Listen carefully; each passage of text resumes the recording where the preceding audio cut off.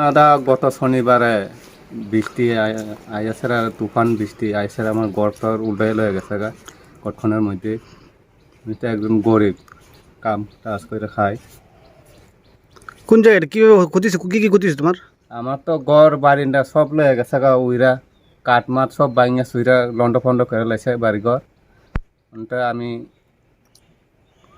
এখন তুমি কোন জায়গায় থাকতেছো? আর ঘর আছে আমি তোমার? তো এই দক্ষিণ মধুপুর আর কি 5 নম্বর ওয়ার্ডে। নাম?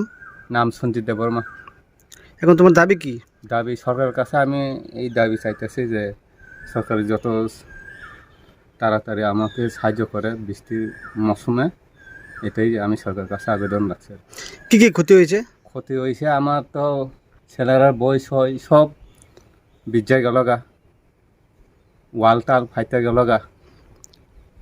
টিন কি উড়ে নিয়ে গেছে? টিন একবারে গেছে প্রায় 8 মাইলের দূরে ঘূর্ণিঝড়ে নাকি? ঘূর্ণিঝড়ে।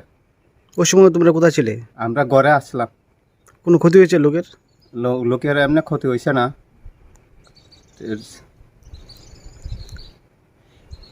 Please subscribe Borok Post for latest news and updates.